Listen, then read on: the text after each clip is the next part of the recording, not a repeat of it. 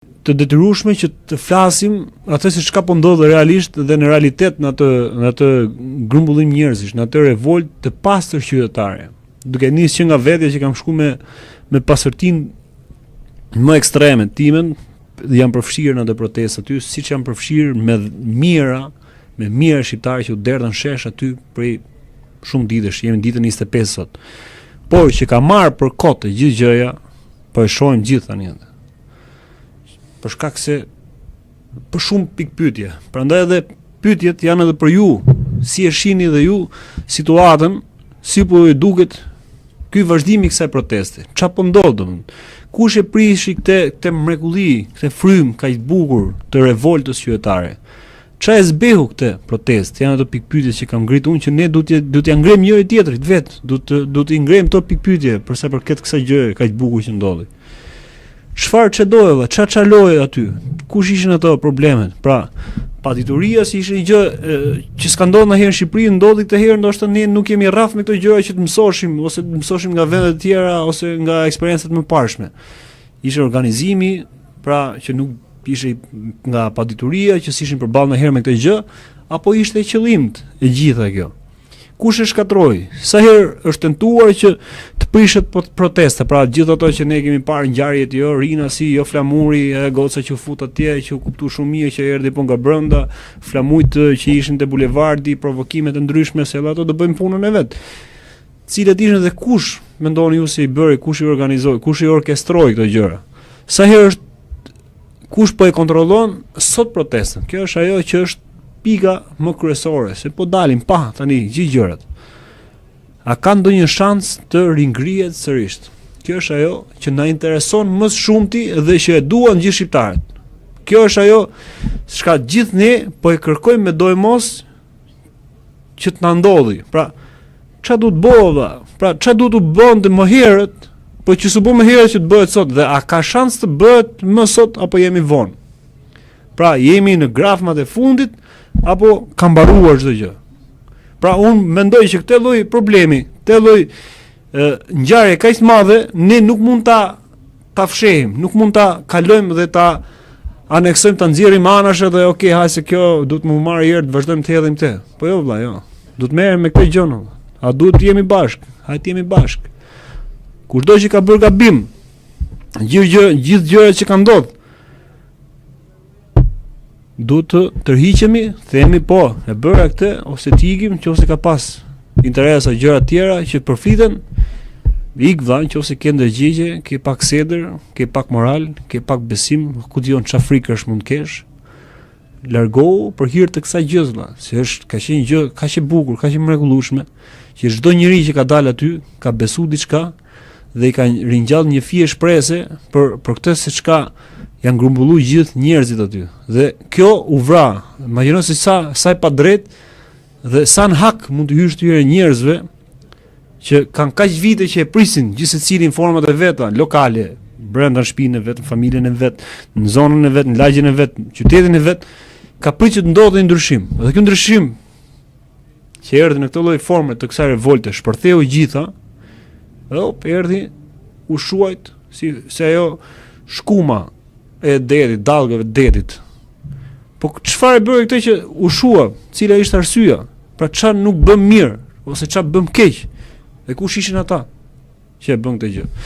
Alex, kërkoj ndjes se doja t'i thoja këto.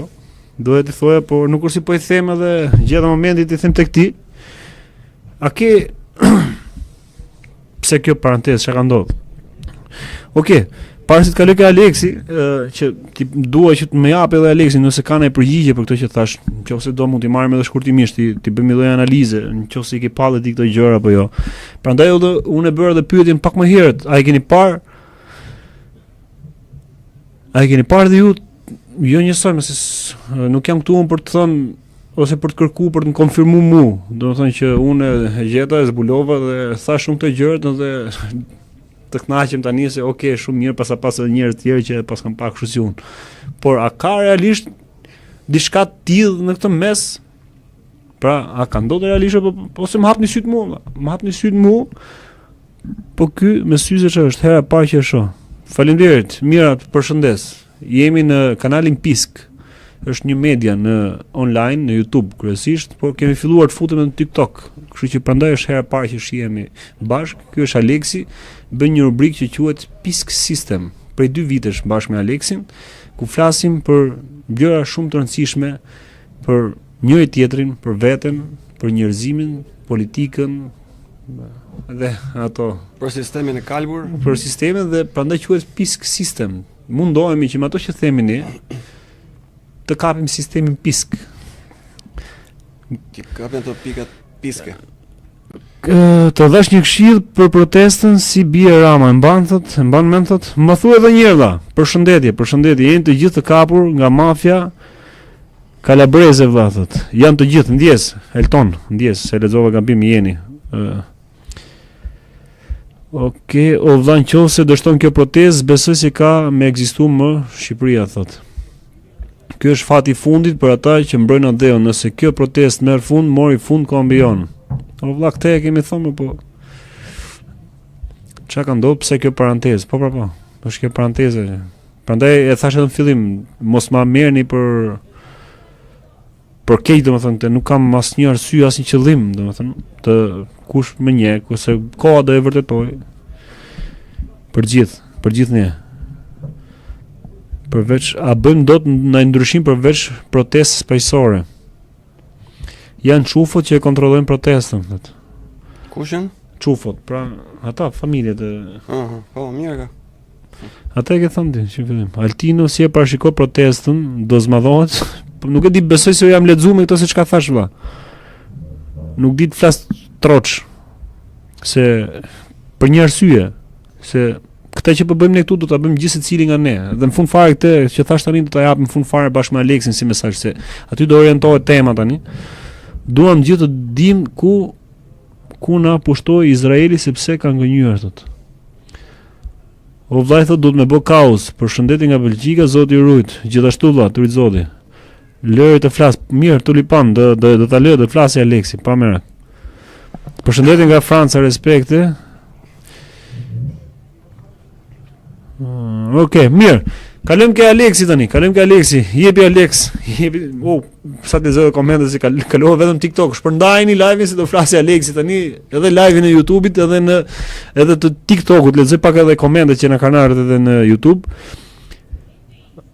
O Alex, të jesh aty të bën. Okej, bravo, thot një tjetër. Dërheqja hajdut diktatori Ramoviçit, tradhari I kombit, shiti Shqipërinë izraelitëve dhe arabëve, oligarkëve, dërheqja revolt popullore, Zagari Sorosit, Ramoviçin. Po valla, po, këtë e kena mësuar gjithë si përmend si vjersh, po puna është këta çka tham pak më lart konkretisht.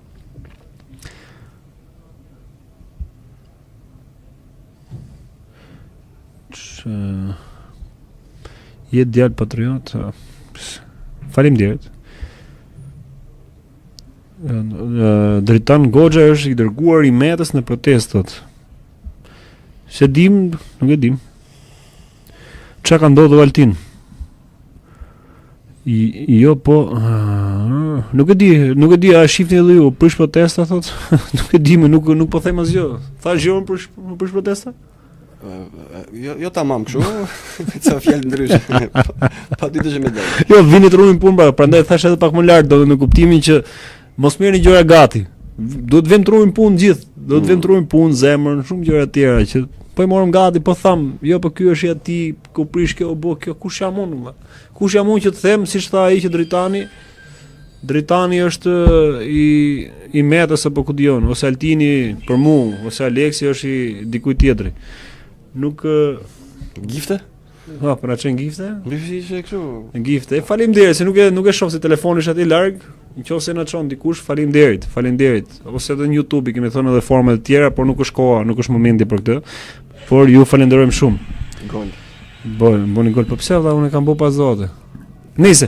Alex, kalojmë ke tema valla. Nëse keni pyetje na I shkruani, që ti lexojmë pak më vonë, të futet Aleksi, nuk e di ai mban mend në përgjithësi atë se çka thash, besoj se e morë gjithën, më thuaj pak mbi ato që ngrita, këto shqetësimet, këto gjërat.